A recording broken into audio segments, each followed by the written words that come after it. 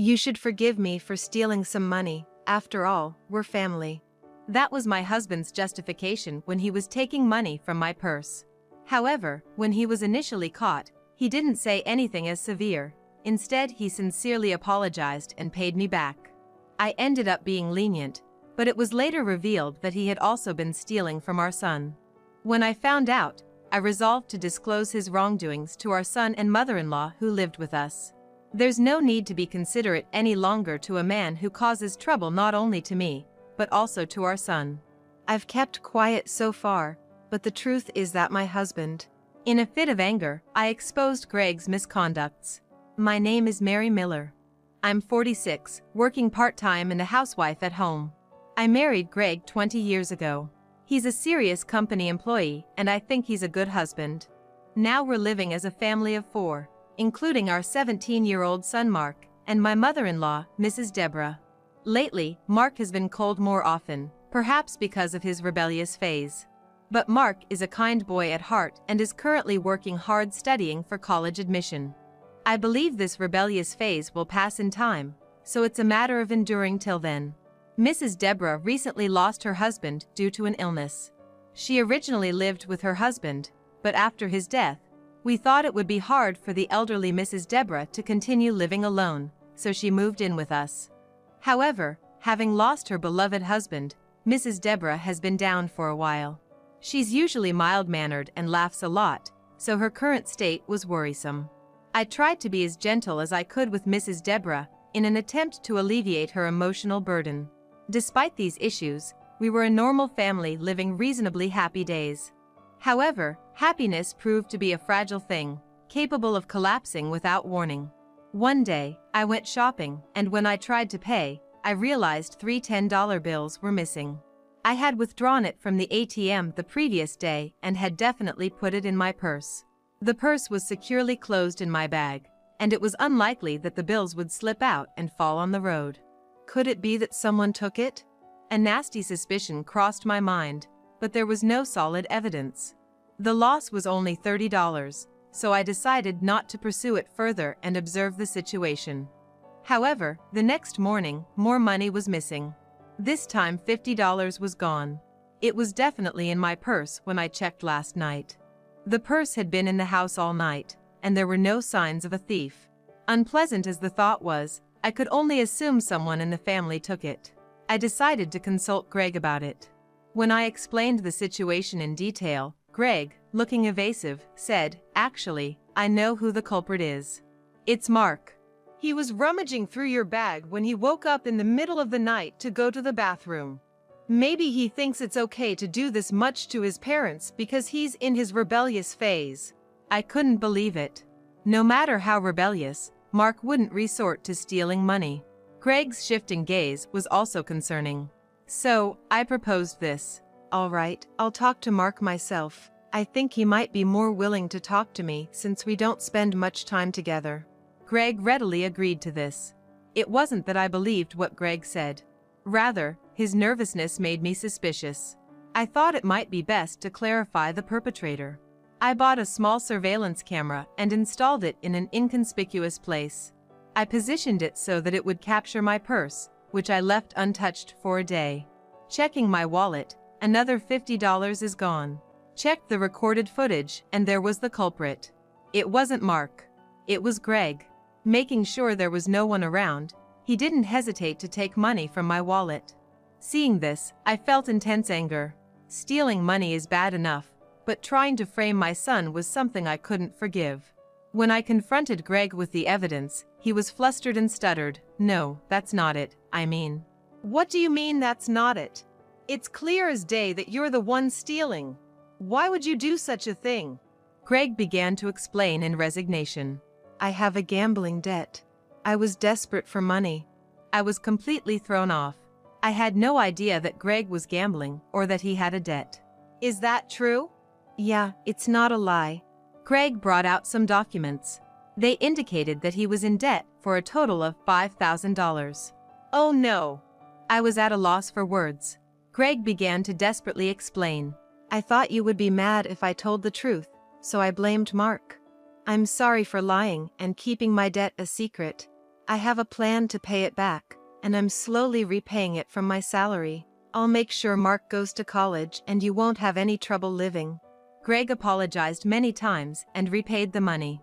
Since he seemed genuinely remorseful, I decided to forgive him. "All right, I'll trust you this one time. But if you do it again, I won't forgive you." I was stern in my warning, but I didn't want to worry Mark or Mrs. Deborah unnecessarily, so I decided to keep quiet for the time being. But as they say, trouble comes in threes. This was just the beginning of real hardships. A week after the debt was revealed, Greg kept his promise and stopped stealing money from my purse. But when Greg came home, he looked very gloomy and said, "My salary has been cut." According to Greg, his company was not doing well recently, and his salary had to be cut. Almost by $1,000. With a debt and Mark's college tuition to save up for, what are we supposed to do? I was at a loss. After thinking about it, I decided to take on more part-time work. I started working at a 24-hour fast food restaurant from late at night until early morning. It would be physically tough, but the night shift paid more, so I decided to give it a try. Obviously, I had to tell Mark and Mrs. Deborah about this, so I called them into the living room.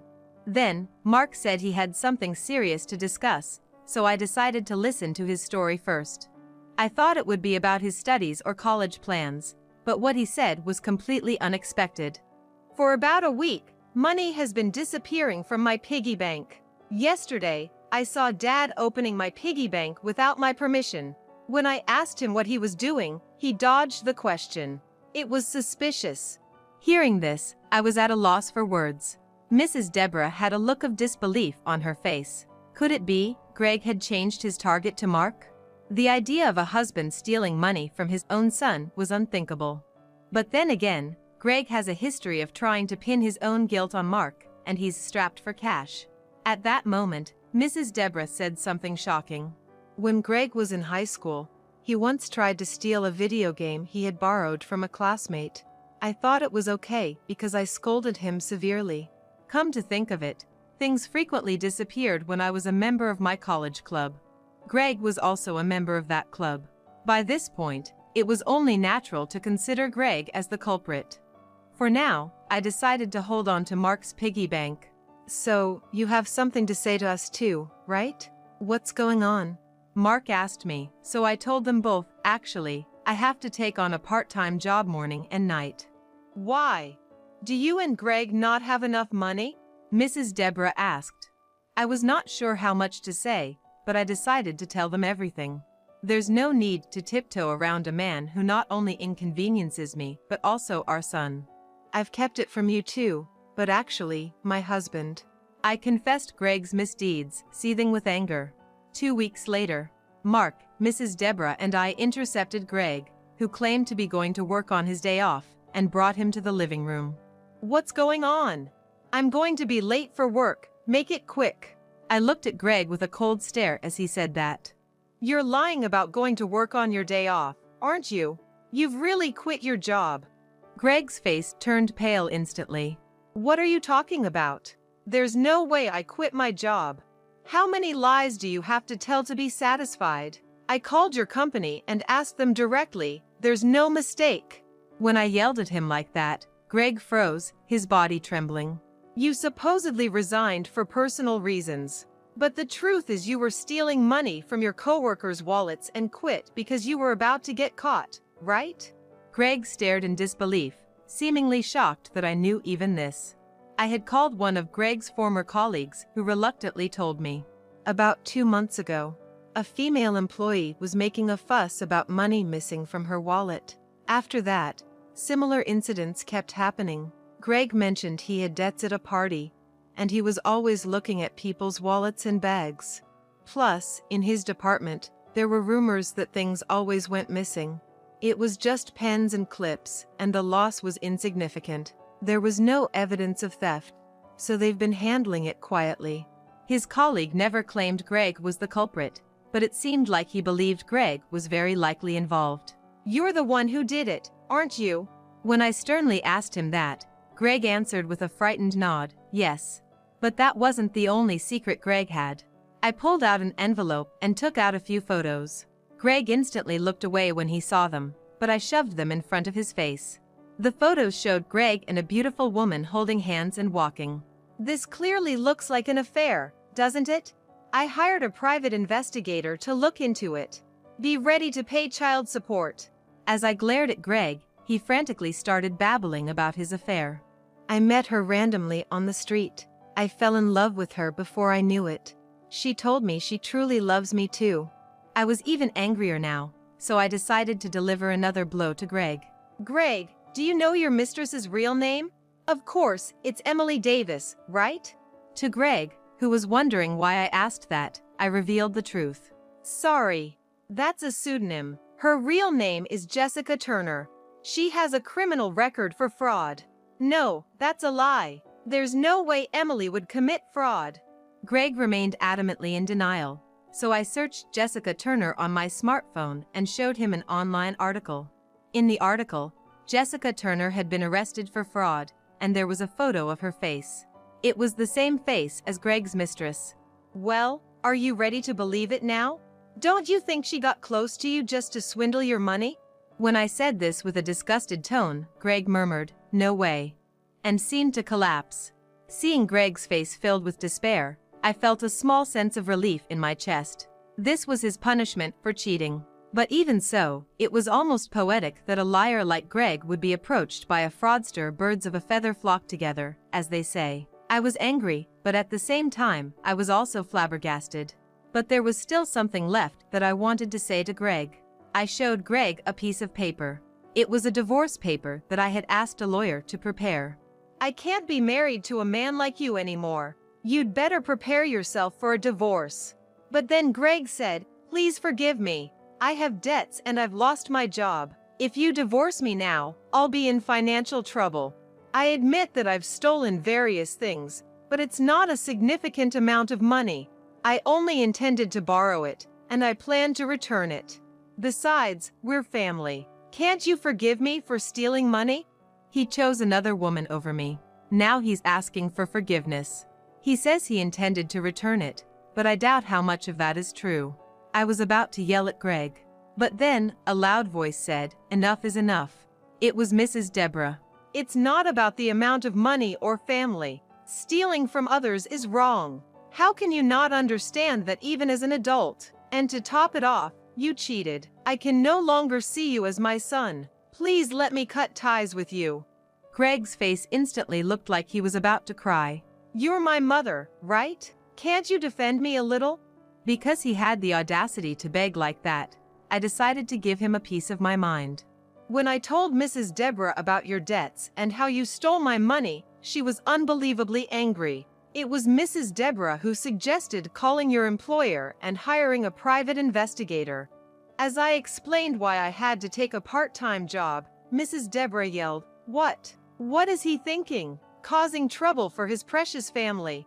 There was absolutely no trace of the usually mild-mannered Mrs. Deborah. She was more angry than I had ever seen her before. We can't let this go. We have to take revenge. Greg might be hiding something else, so let's investigate thoroughly this time. She said this and quickly laid out a plan for revenge. It's true what they say, the kindest people are the scariest when they get angry. When I pointed this out, Greg must have realized that even his mother wouldn't help him. This time, he clung to Mark. Hey, Mark, you're a high schooler, but you wouldn't want to lose your dad, would you? Stand up for me. But Mark, his face bright red, glared at Greg. I don't need a dad who steals and cheats. How dare you betray Mom? Being abandoned by his son, Greg finally seemed to realize that he had no allies left. He was crying, but when Mrs. Deborah told him to apologize to Mary and Mark properly, with a stern voice, he was pressured by her intensity and kept apologizing. I'm really sorry. I've reflected on my actions. It was too late for apologies. I couldn't possibly forgive him. If you're truly remorseful, listen to my wish. Agree to the divorce immediately. If you have any objections, hire a lawyer. I thrust the divorce papers at him again, and finally, Greg seemed to accept our divorce. Afterwards, we reclaimed the money Greg stole and kicked him out of the house. We filed for divorce. Then, through our lawyer, we made a claim for child support. Perhaps finally sensing the gravity of the situation, he made a lump sum payment. After that, it seemed Greg was in serious financial trouble. Due to not only gambling but also lavishing luxury items on his mistress, he had accumulated actual debt of about $10,000. He must have racked up an astronomical amount of debt considering the amount he continued borrowing, but that's not my concern. Moreover, Greg was abandoned by his mistress. Probably, she was just after his money. Greg seemed to want to sue her for fraud, but since he was the one who voluntarily lavished her, he gave up in the end. Furthermore, 2 months after the divorce, Greg was arrested for embezzling money from his company. I made sure to inform Greg's former company that he had been a habitual thief. We considered turning him into the police ourselves, but we decided to leave it to the people of the victimized company. Considering my husband has a habit of lying, there might still be things he's hiding. Probably because I warned them, the company seemed to thoroughly investigate their finances. As a result, Greg's embezzlement was exposed. I wonder how much crime that man needs to commit to be satisfied. It was definitely the right decision to sever ties with him.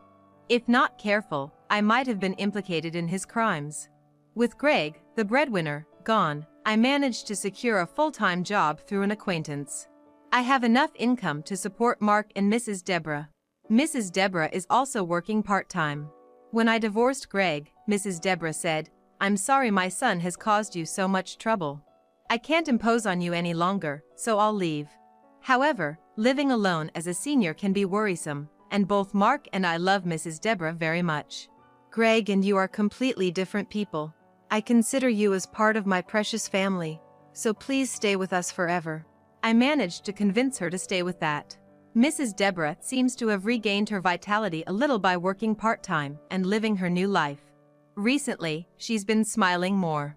Mark, too, who was deeply shocked by the recent incident, seems to be regaining his energy. Perhaps understanding our home situation, he even helps out with household chores sometimes. It seemed peaceful days were about to return to our home. I'm trying to forget about Greg and walk my own life path with a positive mindset. I want to keep working hard to support my family. I feel like a bright future is waiting.